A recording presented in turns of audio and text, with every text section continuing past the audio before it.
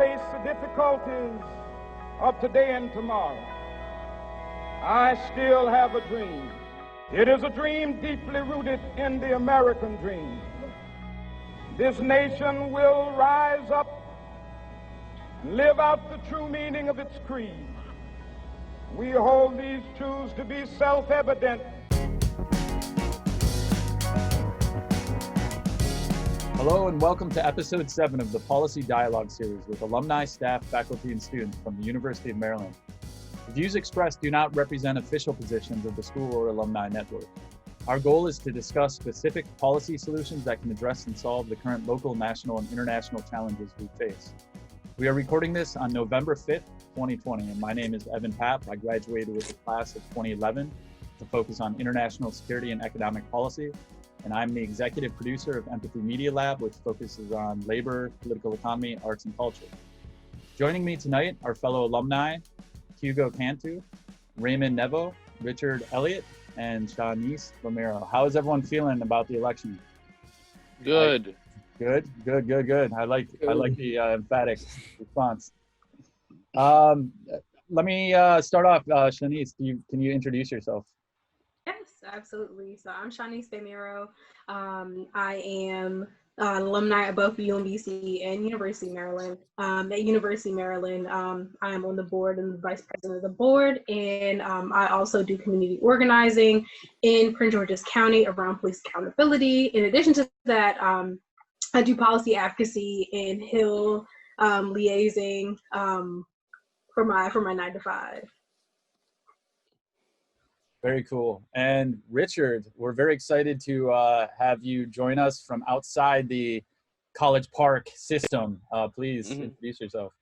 I'm Richard Elliott. I am a UMBC alum, class of 2018, with a degree in American Studies, minors in History, Political Science. I'm graduating this semester from Johns Hopkins University with a master's in Political Science, specifically American politics. I'm a candidate for the House of Delegates in District 24. I've written several bills already, and I'm very excited to talk to you all about the past elections along with policy for the future. And Richard, I first met you through Progressive Maryland and some of the organizing you were doing around Medicare for All. So it's a great pleasure having you on. Thank you. And Raymond, to you, please introduce yourself. My name is Raymond Nevo. I am a School of Public Policy. I got my bachelor's in College Park this is past May 2020.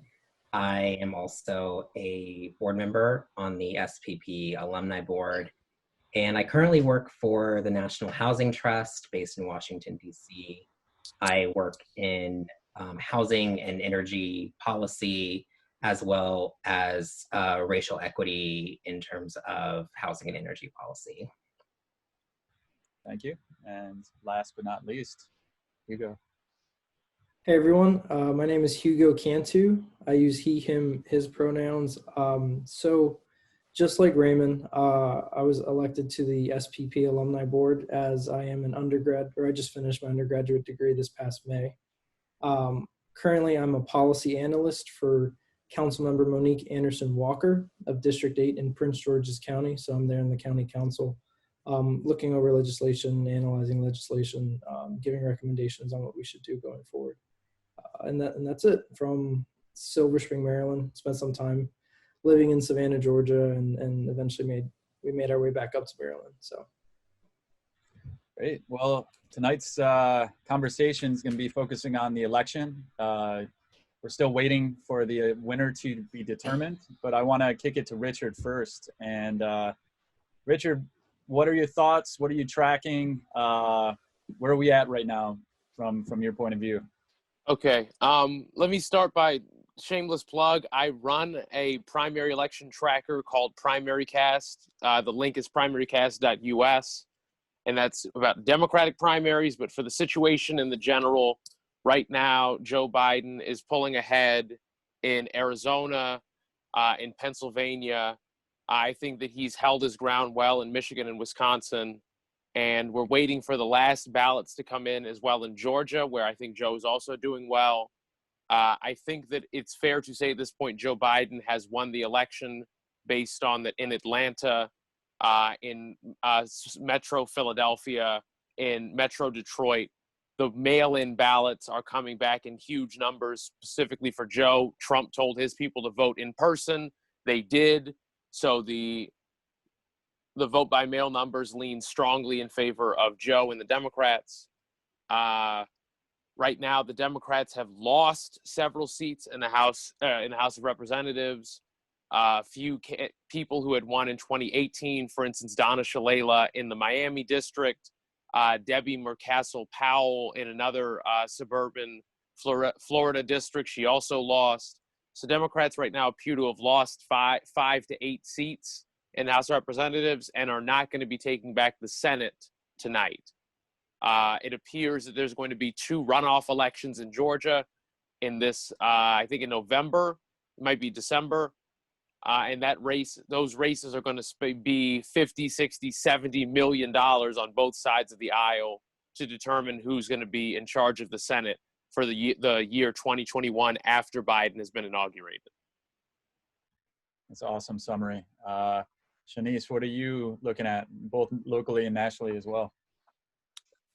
So, I mean, and also to answer your first question, how I'm feeling around the election, I feel, in a general sense, I don't feel anxiety about essentially, like, obviously anxiety about the outcome because I'm hoping that fascist is not in the office, but I don't have that every second checking my phone to figure out like the vote counts and that sort of thing. So I have a little bit of peace about that because I know that this is going to be a fight. And so I'm mainly tracking, essentially like looking towards like the electoral college in that process, because right now it's really on I would say like the Republican governors who in the nation, most governors are Republican. Maryland, Republican governor. And it's really up to them to appoint electors. And if they're really going to stand true to appointing Biden electors, or are they going to have their own set of Trump electors and send them? So right now, it is kind of incumbent upon states and upon the people to actually take to their state houses, particularly in like the swing states and the states with a lot of that have a lot of electors, to really demand that their governor, their state house does the right thing and honors the votes. And Raymond, to you, what are you? How you feel, and what are you tracking? I think, I mean, this is the best I felt in probably 4 years. Today, I think, is the best I felt. And in terms of tracking, my focus has shifted a lot.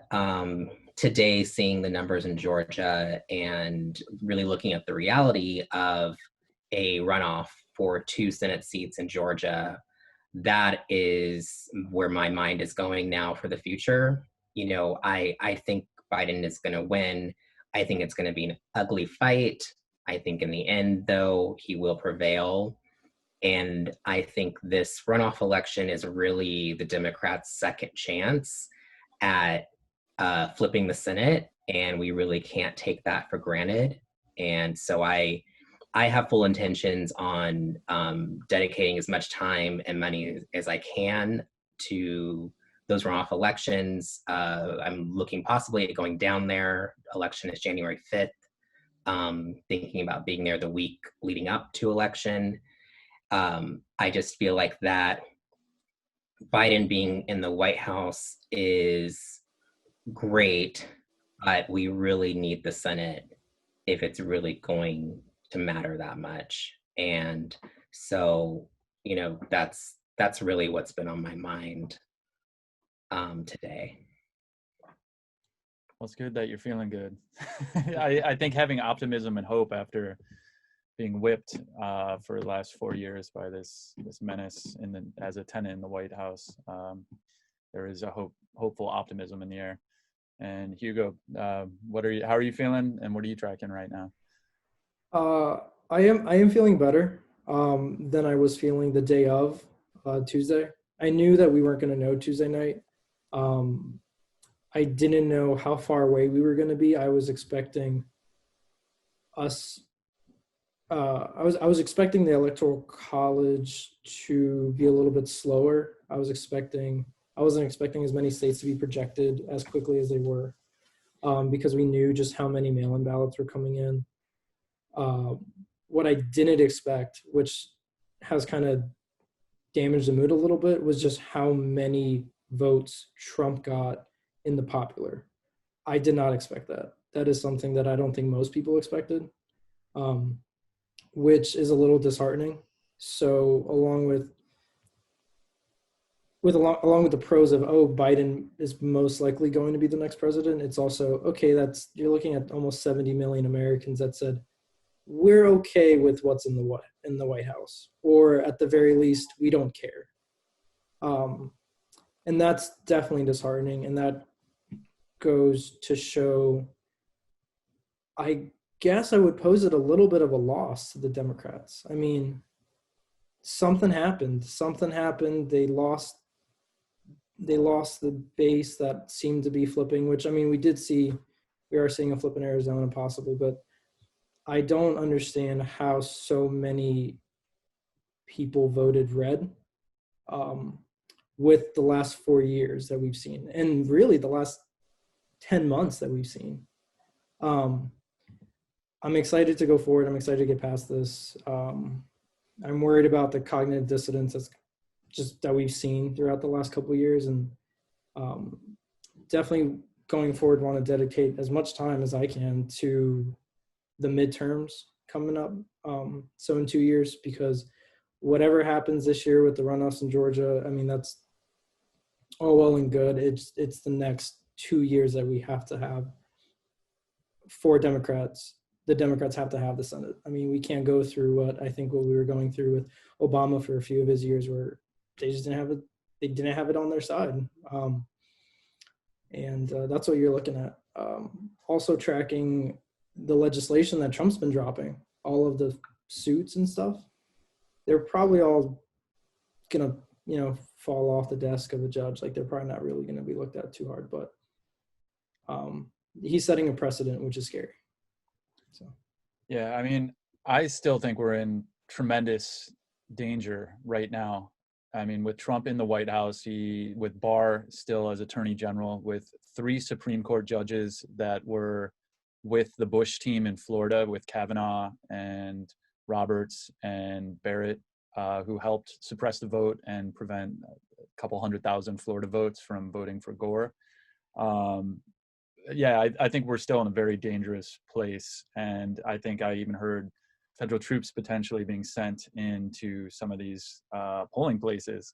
Not sure what the outcome of that's going to be. So I do want to talk a little bit about this interregnum transition period. And then there's also been a lot of talk about the failure of the leadership of the Democratic Senate, and with Chuck Schumer, and also even with Nancy Pelosi. But Chuck Schumer being involved with over $300 million, I think, that he was in full control of, like, dumping into senatorial races, and what's the return on that investment, and is there a shakeup necessary within the Democratic Party? And then the third thing is that other point is that we have all these Americans that are living a different reality than, I think, us here, at least, that having this conversation. So Richard, I guess just in the next 2 months, as you see it, do you have concerns that Trump is going to try to stay in office? Absolutely. I mean, with a 6-3 Supreme Court majority, there is nothing to say that in the next 2 weeks there couldn't be a huge lawsuit to throw away, let's say, all the mail-in ballots that were postmarked on the day of the election, early voters who didn't sign their ballots the right way. There's 105 different ways to disqualify voters, and you apply them unevenly in a few counties, particularly in states that have Republican secretaries of states and Republican governors. Maryland was not a state I think there's any way you could flip it to Trump, but Maryland, for instance, has a Republican governor, Republican secretary of state. There's obviously Trump has control of the military, like you just said. There's the potential for federal troops to be going into vote centers. But I'm less concerned about that, although that is a very stark possibility, than the fear that in 2022, a lot of Democrats simply don't turn out to the polls. You could imagine a 2010 part 2, but with significantly less Democratic enthusiasm and significantly more Republican enthusiasm, where Republicans potentially retake the House of Representatives, build an insurmountable lead in the Senate, and leave Democrats unable to do anything. And in the 2024 election, that maybe a Tucker Carlson or a Donald Trump Jr. or the senator, Tom Cotton. Yeah, or Tom Cotton, or I'm forgetting the other senator that's from, I think, Missouri. Oh, Josh Hawley. That's who I'm thinking of. Or Josh Hawley, a far-right conservative that at least has an understanding of working class issues and perhaps would be able to frame this is a tax cut for working class people and small businesses because Democrats don't want working class people to get tax cuts. I'm not saying that that's an argument that I think is true, but it was shown this election that Trump actually had a relatively strong inroads into the working class Black and Latino communities. Biden potentially could have flipped Texas, could have won Georgia and North Carolina with a strong majority, potentially could have flipped Florida. But his campaign was horrific in Latino outreach. Didn't really offer any specific policies. I think pandered to the Latino community and simply offered immigration, pandered to the Black community and simply offered criminal justice reform without, I think, a proper apology or acknowledgement of the 1994 crime bill.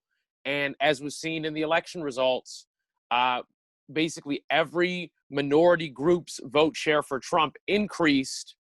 Although I think a major factor therein is that there was decreased support for the Democratic Party across the board by the working poor, people making, let's say, $10,000 to $40,000 a year. I think a lot of those people are just outright exiting voting, or at least voting for president.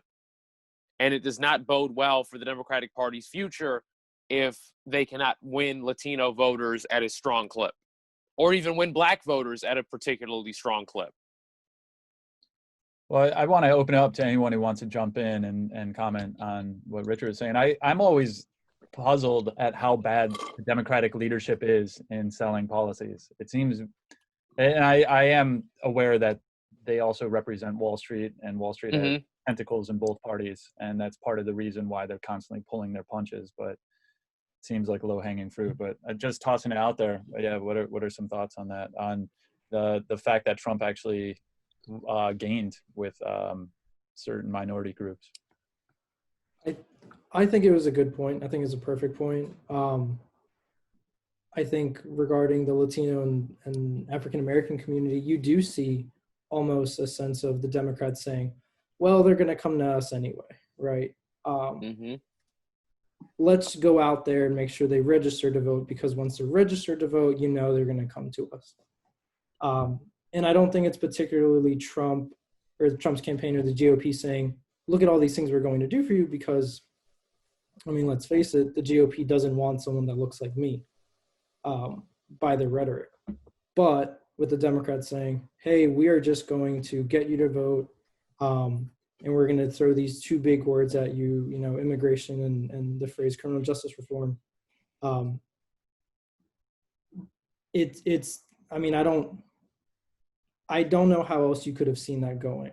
And then the GOP going forward with the 2016 tax cuts, we're going to see taxes increase from 2021 or around 2024, around that time period. And well, guess who's going to be holding office at that point, right? So how else do you spin that but saying, oh, look, you see what happened? The Democrats are raising your taxes just like we said was going to happen, which is a policy in and out of itself and and a strategy, I guess I could say. But But Biden did say only over 400,000 people making more than $400,000. On his tax plan, exactly right, on his tax plan. But then we're looking at the tax on President Trump's tax deferment. I think that's what it was, the executive order in August, which essentially deferred a lot of these tax payments for individuals making, I don't remember, but under 40,000 or under a set amount of money. I don't know, like 10,000 or something. And that way that tax money was being kept on the paychecks. The payroll tax exemption. Yes, exactly. Yeah, for Social Security that they're going to owe, actually. And then they're going to have to owe later, and guess who might be in office at that point, right? Mm-hmm. So. Seanniece, were you about to talk? I don't want to cut you off. I was just kind of just going to comment on briefly on the 400, like the essentially like the marginal tax rate in what Joe Biden had promised. And I think with that, even just like social media discourse, a lot of people feel that they are one lucky break, or winning lottery, or one promotion away from making $400,000 or achieving that American dream. So they're like, oh well, I don't want I would like a tax cut. I don't want anybody taking more money from me, because eventually I'll be rich too. So that means that they're going to tax me more, when in actuality everybody, I would say the majority of people in America are close to being below the poverty line than they are to being a billionaire. And it's kind of that class analysis, in where it doesn't really matter like what race you are. Rich people are always going to vote for their personal best interest. And people who aspire to be rich are also going to vote against their personal best interest, in favor of things like, going against like taxing the rich or taxing people who, make over $400,000. Yeah, it's false consciousness. Oh, sorry, Richard, please. Yeah, I was going to respond to one of the questions you posed earlier about the failures of Democratic leadership. There's already been reports that the Blue Dog Caucus is considering a challenge to Nancy Pelosi. If anybody read like the Twitter thread earlier about the phone call, moderate Virginia Democrat Abigail Spanberger was yelling, saying that defund the police almost cost her race. That the people need to stop talking about socialism, pretending that the reason the Democrats lost is because they were too bold, when I think that it would be very fair to characterize the 2020 general as the year without a campaign. It was pretty much just you run your ticket.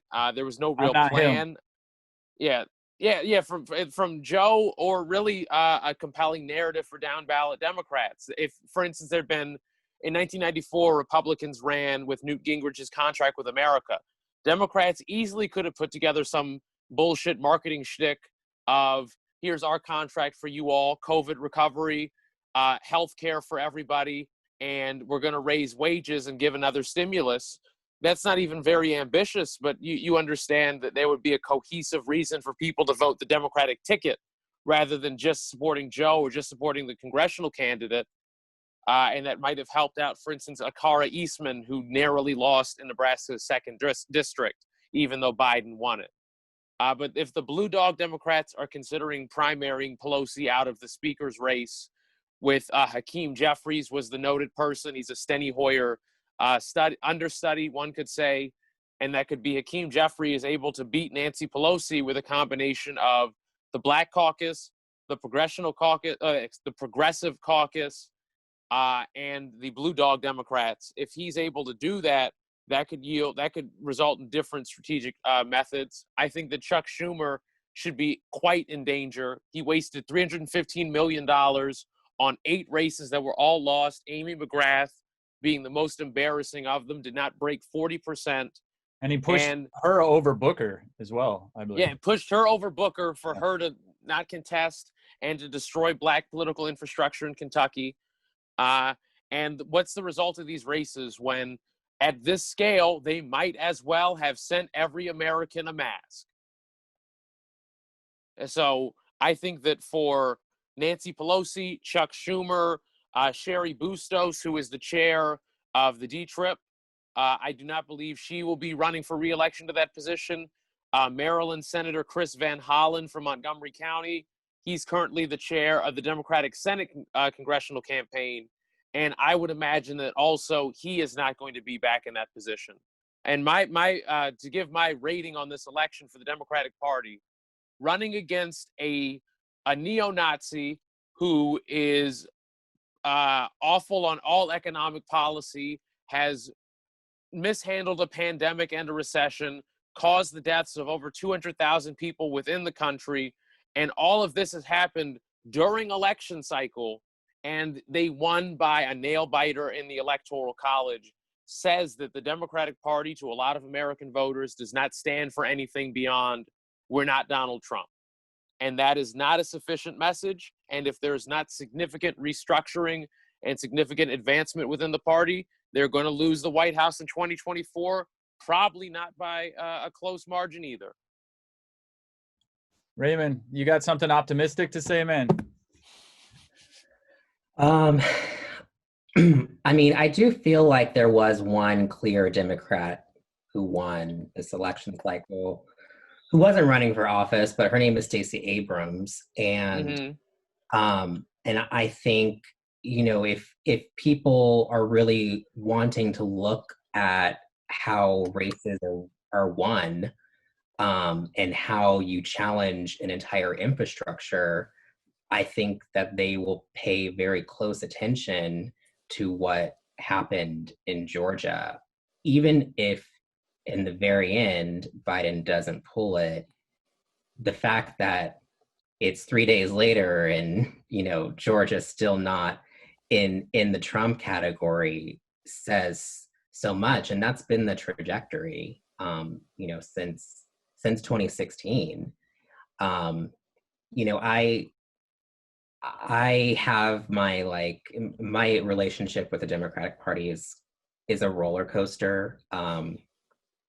That I'm, you know, I'm not going to get off of it, but I figure out, you know, how to compartmentalize my feelings around it. I do think Pelosi will be primaried. I don't know how, you know, how I will feel about you know, either side supporting her or supporting whoever, you know, primaries her. But, you know, there's no disagreement that there were some major missteps early on in this campaign cycle for Democrats. I think, you know, going to the Senate, Amy McGrath, I do think she was a terrible candidate for Kentucky. I think MJ Hager was a terrible candidate for John Cornyn. You know, it's to this day so almost infuriating that if they were going to try to challenge John Cornyn, that they didn't put Beto O'Rourke against him. Instead, they let him run for president and then do not very much. And I think, you know, going back to the platform, you know, Richard's right. I think we failed on that level, and we regularly fail on that level. And, you know, people will look at our platform and say, you know, it's the most progressive platform the Democratic Party has ever had. And in some regards, that is true. There are a lot of mentions in the platform and in Joe Biden's plan, you know, on his website that just wouldn't have been heard of for 8 years ago. But I think we pull our punches, and we are too afraid to you know, really play to people's fears, which is what Republicans do all the time. And that's really the motivation that people, you know, take to vote. in just general marketing. I think, Mm-hmm. we really need to do not even social searching. We need to do some like research and education and like reevaluation, and go back to school and learn. But yeah, I am probably not the most angry Democrat on this screen right now. That's angry, frustrated Democrat is probably not me on the screen, if that is helpful at all for optimism. Seanniece, yeah, please. Yeah, just one more piece of hope and optimism is that the squad is getting bigger. So with the addition of Cori Bush and Jamal Bowman, and as you all know, like Cori Bush comes from Missouri, Ferguson, Missouri, and we know with the tragic death and the tragic killing of Michael Brown, and just the kind of just like the structural issues that the establishment has created in Ferguson, it's just exciting to see some new movers and shakers on the Hill. In addition to that, Mark Pocan, I don't know if this is joy or not, but Mark Pocan, he stepped down as one of the co-chairs of the Progressive Caucus. And kind of the personal statement behind that is easier to kind of like tear down the Progressive Caucus if you have dual leadership. And so with that, they're hoping to refocus and strengthen the Progressive Caucus, which is great because I'll be like in my personal critique, the Progressive Caucus sometimes doesn't go hard enough on issues that impact people of color. So I am a little bit optimistic about that. If that's like the only array of hope coming out of this election. Yeah, if I was advising the campaign, it seems like very obvious to me what this country needs when you have crumbling infrastructure everywhere. You have jobless, you have the highest unemployment numbers, and now there's the official, but the unofficial is much higher for those underemployed, no longer on unemployment benefits. I mean, we're over like 20% right now, and the Democrats have not ran a jobs program, I think, since the 1960s.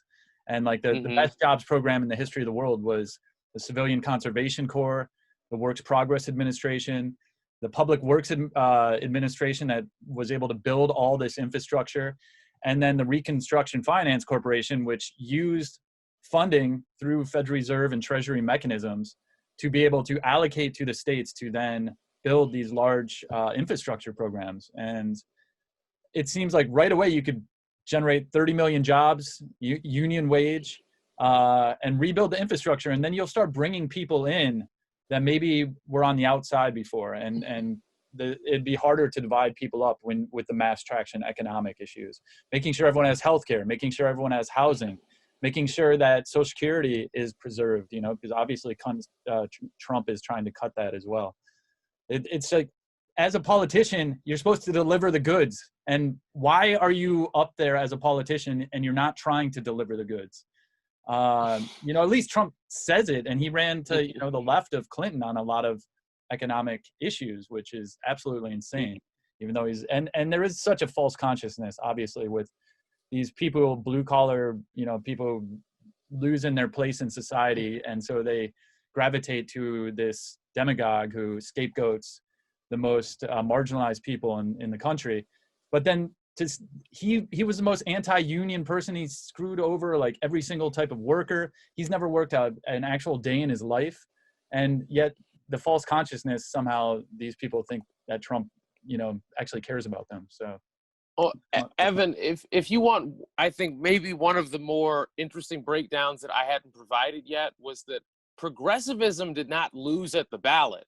The state of Florida approved a $15 minimum wage by about 60%, while Joe Biden got about 48% of the vote. Marijuana was legalized recreationally and medicinally in the state of South Dakota, a deep red state. Marijuana was legalized in New Jersey. I think it was legalized in another state besides that.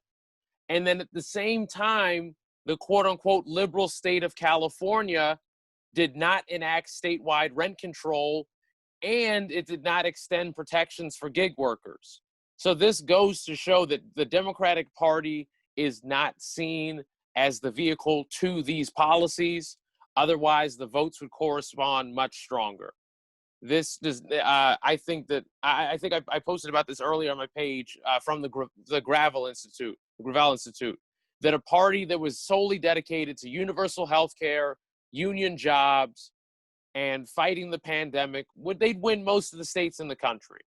The Democratic Party was not seen as that by a lot of the voters, and I think that is mainly due to, in part, rather than the Democratic Party's elected officials solely, but sort of the bureaucracy and the cultural aspects of the party, primarily MSNBC talking heads and DC area consultants. There is so much money to be made in politics by selling commercials that people refuse to invest in actual grassroots, door-to-door efforts. Democrats did not really knock any doors in the general election. The Biden campaign did not really knock any doors. The Trump campaign was knocking like 1 million doors a week, registering voters. So if it continues in this way, where the people who profit from the party, the DC area consultants, the MSNBC talking heads, the people like the Lincoln Project, who supposedly were going to help flip Republicans to Clinton or to Biden, but Trump actually got 3% more Republican voters. The Lincoln Project raised $67 million. Imagine what one could do with $67 million organizing in the Black community from Baltimore, Maryland to Houston, Texas. But there's not really any money to make off of that in client charge. And this is a problem that is going to persist as long as the D-TRIP and the DSCC and the other organs of the party operate in the manner that they do, of profiteering rather than offering political solutions. And it's not even as late back as the 60s, Democrats had an employment program. Tip O'Neill, not really known as a progressive Democrat, he supported full employment. And that was during the Reagan era. FDR New Dealer type guy. Yep. So, but I've never heard Nancy Pelosi ever say the term full employment or jobs program. Oh, it's so inflationary. I'm gonna let my $400 million with my husband Paul Pelosi is gonna get a little less valuable. Right. Hugo, to you, man. What are you thinking?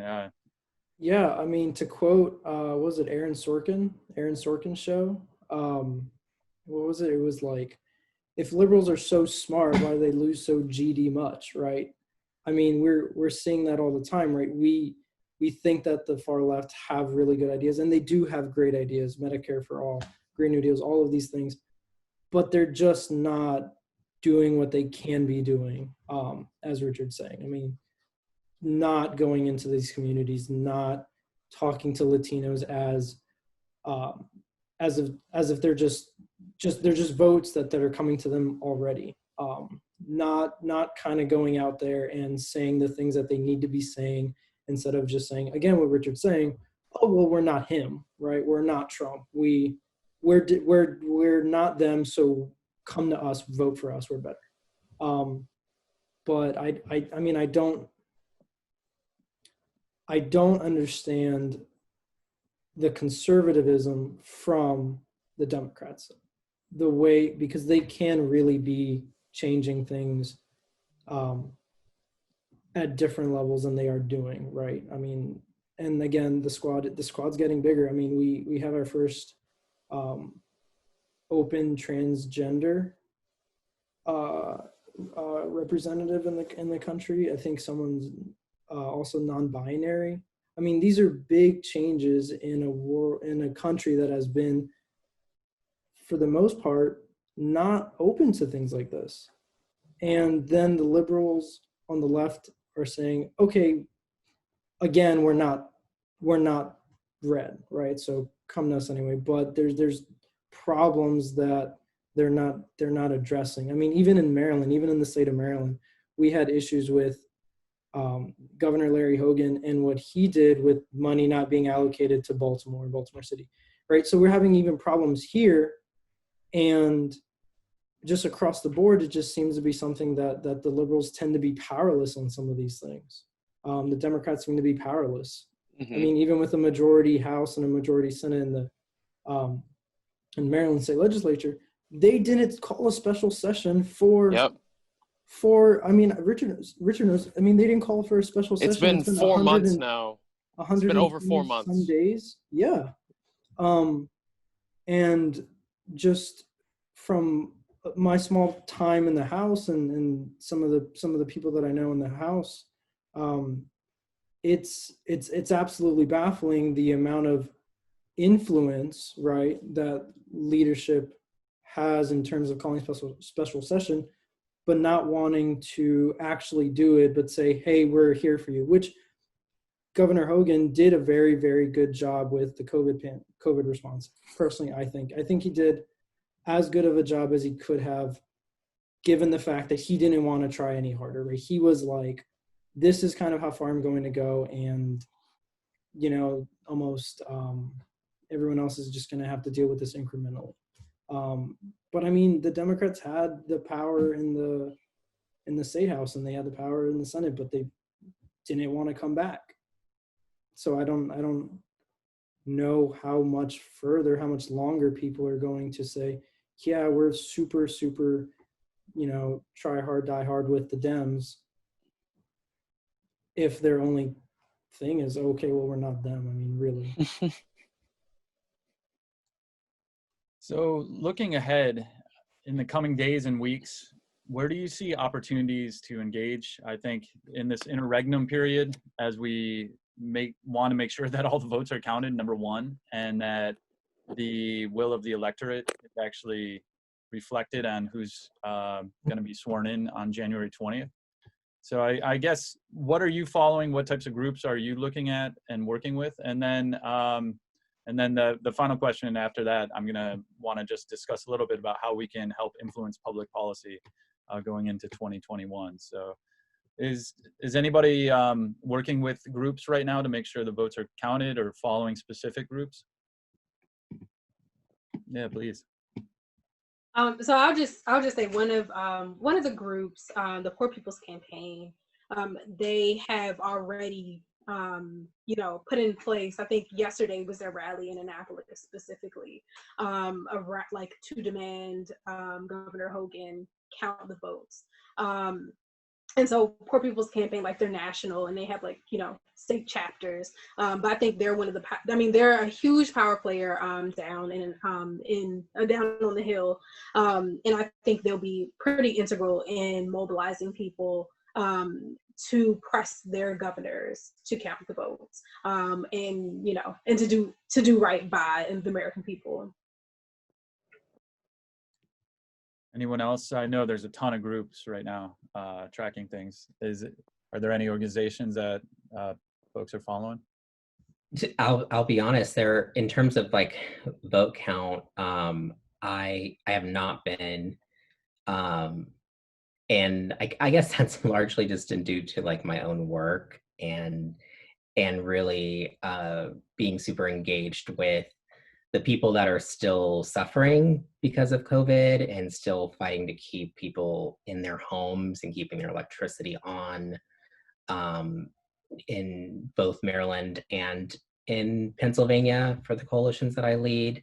I know that there are coalition members that I work with who are doing vote count work. You know, they were already doing get out the vote and voter registration work, and now they're shifting their focus, and you know, they're more grassroots organizations. So I hear about it, but you know, I myself specifically am not involved. Yeah, Richard, are you tracking anyone or working on with any of these groups right now? No. The last thing I was doing was manning the polls for a school board candidate in Prince George's, Shayla Adams Stafford. She won 2-1 with the endorsements of the Black Lives Matter PAC and Schools Not Jails, along with the teachers union and several members of the school board. I can turn my camera on, but is that better? Yeah. my phone on the charger. It was down to 1%. Okay, that's how I was wondering. Cool. But Is it plugged in now? Yeah, it's plugged in now. Okay. But Okay, cool. this let me transition to your other question of what people do for going into 2021. Like I said before, I think the 2022 election is going to have extremely low turnout among, I call them non-ideological Democrats. This means that the progressive base, the black base, the young base will be expanded considerably in the primary election. So in the next year to 2 years, there's going to be a sizable number of mayor's races, city council, and then obviously in 2022, governor, comptroller, House of Delegates, state senate. There's already people running for office, myself in District 24, Saqib Ali in District 15, Tim Adams running for comptroller of the state of Maryland, Greenbelt Mayor Colin Byrd. And beyond simply helping people get elected, learning how to write policy, which I can help anybody to do if they message me or they reach out. If you can write policy and give it to people, you can help them to better understand what you're trying to do, I think, than just a conversation. And then there's plenty of organizing that can be done outside of just candidates. My big ambition for 2022 will be to have a ballot question to legalize marijuana. If we've had them to legalize sports betting in 2020, I think a 2022 ballot question about legalizing marijuana will guarantee that a Democratic gubernatorial nominee is successful, even if it's Ben Jealous again. So that's something that could be done. That's even if you dislike all politicians, you can get ballot questions on the ballot, and they historically tend to pass, even if they are progressive, because voters are progressive for the most part, even Republicans on certain issues, but they do not view the Democratic Party as a vehicle to those aims. Who are you running against, Richard, in your district? I don't give my opponent's name rec that I don't like, but Eric Barron is one of the delegates in the district, and I believe he'll be running for state senate in that district. And if things go proper, I would like to be on his slate along with another candidate. Great. That's great. Myself, I've been working a lot with this Labor Radio Podcast Network and really trying to lift up the voice of labor. There's this huge vacuum of organized labor being able to get its message out. The unions, the bureaucracies fall into the same trap as a lot of the people in the Democratic Party, where they're willing to pay consultants the big fees, and they don't want to build up their own organic media to be able to really communicate with their members and try to expand the organized labor and trade union movement in this country. So very excited for that. That's my little plug, and can be pushing that going in 2021. So what about the rest of you? What are you looking at? What are some of the things that energize you going into the new year that you're going to be pushing? I think one of the main things that Democrats have to do, or just, I guess, as a country, we really have to do, is focus on the 14, 15, 16-year-olds of that have seen the last 4 years, because I think that group of potential voters are getting essentially a surface. I mean, all of education in the United States has been just the surface of, oh, this is kind of what has happened.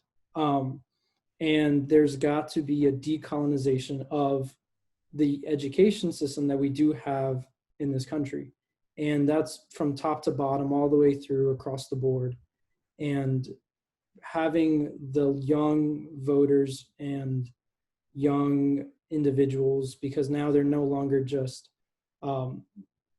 they're no longer just, oh yeah, they're there, but they're not really going to vote. So we don't cater to them. We don't pander to them. We don't care because, well, they're not voting. But then they become 18 and then they can go and join the army if they want, but maybe the civics class that they took in high school really didn't do a good job. And now they're just getting all this media coverage from 100 miles an hour from their parents and then from their friends. And then who knows what's telling them what. I think the main thing that's got to happen is a serious reform of education on what's actually happening in their area, in their local government. And if that means lowering the voting age to 16 for local elections, like Tacoma Park, Maryland did, then that's something that you probably have to do, because it's one of those things where if I'm powerless to a degree, why do I care? And they only get to that thought if they do in fact care, right? I mean, that's a chicken and the egg situation. They're powerless because they've noticed that they can't do anything, so then now they don't care, or they not care because then they feel powerless. I mean, there's something's got to be done. Movements have to be done in getting young folks in politics and in policy and understanding policy, like Richard was saying, was actually understanding some of the things that will be affecting them, even if it's just at the county level, even if every county in Maryland or the United States decides to lower their voting age from 18 to 17, right? 17 to 16, something like that. Then you're actually going to get the idea of, okay, maybe we'll have a better understanding of where this country is going, or where it can potentially go, instead of just waiting till they're 18 with the bare minimum civics class that they were required to take, that doesn't really dive into a lot of the deeper issues that America does have, that now has been plastered across the country for the last 10 months, because everything's been exacerbated because of COVID, and there was nothing we could do for 2-3 months. So then we had to sit there and watch people be shot on TV, and then you go to New York City and people are being, I mean, the horrendous videos of people have to be put in these ice trucks because they're passing from COVID. I mean, all of these things that are happening across the country are being exacerbated. And then now you have young folks listening to all of it. I mean, they're seeing all of it. I mean, 95% of Americans, I think, have cell phones in this country. So what? You ignore them until they're 18, right? I mean, that's the message I'm getting. That's the message I got, growing up in this country, being a Latino, both my parents are immigrants. Both my parents have degrees from their countries, but then they get here. They my dad works in IT. He's involved with things that are happening, but there's some things that my family did not understand because we did not grow up here. My parents did not grow up here. There's things that we don't understand about the elections, about how things run and how the county goes. I mean, I work in the county government. I did not know how much zoning and development and real estate development is done, and just how much that can even influence gentrification. Because we think of gentrification as, oh, it's a big problem. Millionaires have money and they go and buy up a bunch of stuff and they build things and then people have to move out. No, it's planned. It's real estate developers come with plans to the local officials and say, hey, we want to build this. And local officials say, yep, looks good to me. But we don't care about anything that happens after. We don't care about the flooding. We don't care about gentrification. We don't care about people moving out. We don't care about the tax base going up or down. We just want as much revenue as we can. And you have the 14, 15, 16-year-olds all looking around like, oh, I remember when there was something here and now it's a humongous building, and you're leaving them out.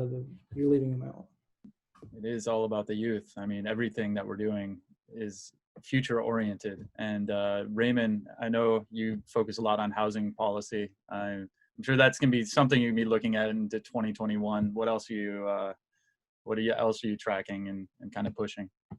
And then I'm going to go to Seanniece to take us home. So.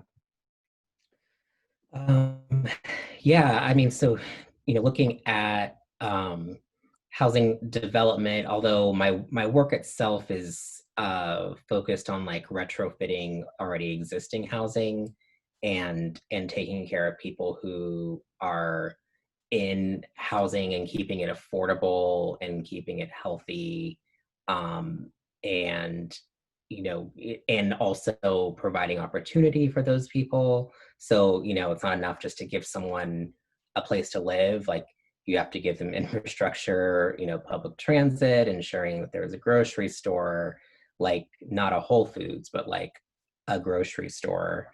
In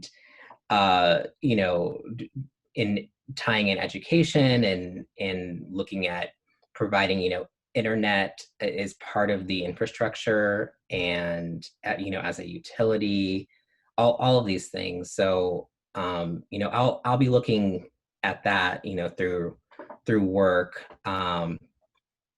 and on a personal level, I think more and more about running for office myself all the time. And so I think that's going to be a serious internal inquiry, and something that I will figure out for myself in 2021 also. Do it. That's all I can say. There's only one way to learn, and obviously speak to Richard and people like him who've been doing it in those circles for a very long time. So Seanniece, what are your thoughts? Yeah, so I think the midterm election will be very, very interesting. But even before that, right? So in Prince George's County specifically, we have literally had a history of police brutality and over-policing in Black and Brown communities. And even, not even most recently, but just notably like DeMonte Ward Blake, and how he was paralyzed from the waist down, like essentially, and this was like after he was handcuffed by a Prince George's County police officer. And there has been, the Department of Justice has been in Prince George's County investigating. They did it in 2004, and that actually resulted in a consent decree against excessive use of force, because they were using police dogs, well, obviously excessively, but just unnecessarily, completely. And then in 2017, the Department of Justice came back, and it's still ongoing. There's also been the Black and the Latino police officers unions have collectively sued the Prince George's County Police Department, and that has kind of culminated within the national deaths as well, has just culminated in just like the refrain of we need police accountability, because they keep giving us incrementalism, and that obviously is not working. So right now, Prince George's County delegation, there's a work group right now focusing on police accountability. So we will see if anything actually substantial comes out of that, and if those recommendations are actually implemented. Because actually, I'll just stop there. Let's see if they'll be implemented. On top of that, really interested like the governor's race, to see who steps in that. And I would just say, like in 2018 with Ben Jealous, like Maryland essentially saw like the abandonment of Ben Jealous. Those so-called Democrats in Montgomery County. Exactly. Not even just Montgomery County. Not even Montgomery County. Prince George's County as well. And that was one of the campaigns that I was working on the non-paid side for, not coordinating with the direct campaign. And just to see like just signs would leave him off, and instead it would just say vote for all Democrats. It was just systemic to see them just kind of separate themselves from Ben Jealous. And obviously we got another 4 years of Hogan. And so it should be very interesting to see who steps into that race. And also, I'm curious if our Prince George's County executive will throw her hat in the ring. Go, Angela, go. What'd you say? Go, Angela, go. No ceiling is too high. Do whatever you want. We'll see if she steps in and puts her hat in that ring. But I'm also hopeful that the moment that we're in and the progressive wins that we had nationally will disrupt the status quo. And in that, kind of to what Hugo was saying, like I want to see Gen Z and millennials just completely just disrupt the status quo, to get into the season, make actual progressive change, to get on boards, and even just, not outside of that, but just organize, and mobilize some communities and make policy wins and really be a force to reckon with in the state of Maryland. There's a movement now, but I wanted to see that 10 times, to where they really can't ignore what we have to say. And then also, just speaking in terms of hope, also, in Maryland doesn't have open primaries. I'd also like to see that, to see Maryland have an open primary. And I think just thinking nationally, the Democratic Party is not working for us. The Democratic Party is the status quo. We saw that when Joe Biden, he tweeted, I think it's today or yesterday, that after I win the election, we're going to put aside all this harsh campaign rhetoric. And what does that mean? What does that mean? Are we going to go back to hand-holding? Are we going to go back to centrist policies that are not working for the millions of Americans who are not rich? So I would say, just thinking in imagining the world that I want to see, I would like to see an alternative, a viable alternative on the national level, to the Democratic Party. Because it's really a lot of voters stayed home because Joe Biden is not exciting. His campaign promises and his platform and his track record just weren't exciting. So I'm gonna end with that. Thank you very much. And Richard, did you have any last thoughts, or you? I guess I'll give a final one, and it's mostly as a FU to County Executive Elsa Brooks. County Executive Elsa Brooks is a rumored candidate for governor, and on Tuesday she lost the school board race 2-1 when it was the only race she was considering in the entire jurisdiction, meaning that I think it's going to be difficult for County Executive Elsa Brooks to build a true down ballot operation and compete in all corners of the state. The 2022 election is going to be very interesting because I don't think there's going to be a natural progressive candidate. And I'm going to try and move as much progressive sway towards the Central Committee members and towards the comptroller's race, with the intention of electing a progressive chair for the Maryland Democratic Party, along with a progressive first vice chair. And if I can make it known to the world who I support, I would like Senator Jill P. Carter to be the party chair and Greenbelt Mayor Colin Burr to be the first vice chair. Well, on that, I think we're going to end this program. And thank you all so much for your time. And I really appreciate you and all the work that you're doing, and look forward to continuing to struggle with you all going into 2021.